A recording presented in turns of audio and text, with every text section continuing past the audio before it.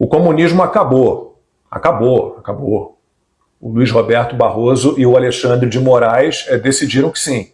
É claro que apegados a uma velha definição de dicionário sobre esse sistema que só gerou pobreza, ditadura, totalitarismo e matou mais de 100 milhões de pessoas em vários países.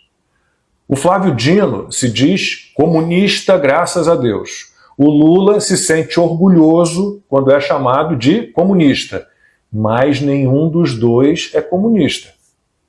Quando o Lula, todo emocionado, disse: pela primeira vez conseguimos colocar na Suprema Corte deste país um ministro comunista, apesar da voz pastosa, embargada, dos engasgos, da garganta seca, a velha imprensa viu que, para o Globo, está aí a notícia, foi só uma brincadeira. Tem até aspas em ministro comunista. Para o UOL, o print está na tela, foi só uma piada. Lula e Dino não são comunistas, né? E todos os seus opositores são fascistas. Vamos lá. Primeiro, o fascismo surgiu dentro do marxismo-leninismo. Os fascistas italianos se organizaram, digamos assim, a partir de uma discordância entre comunistas sobre a participação da Itália na Primeira Guerra. Então, fascismo e comunismo têm a mesma origem revolucionária. Alguém que defende menos Estado, que defende liberdade, não pode ser chamado de fascista nem de comunista. Lembra aquela máxima do Mussolini? Tudo pelo, para e no Estado.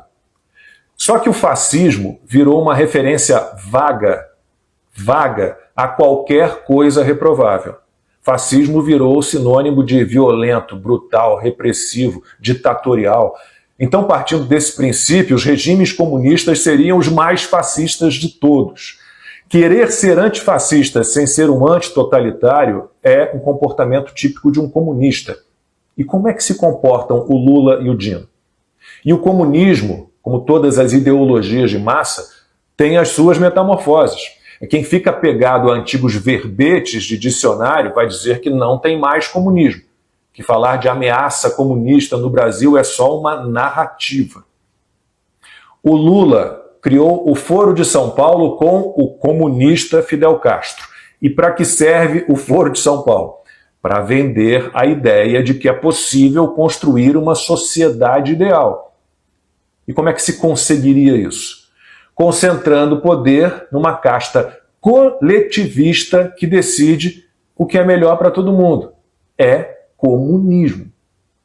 E o globalismo é hoje, talvez, a metamorfose mais visível do comunismo. Aliás, a ideia de um governo mundial é originalmente marxista.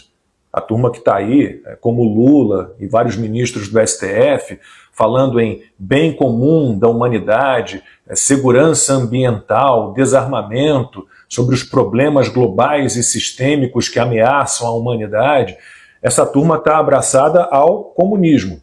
São os comunistas que adoram expressões como é chegada a hora, o momento se aproxima, não há mais como esperar. É deles a ideia de que estamos no limiar de uma nova era e que só o Estado pode nos salvar.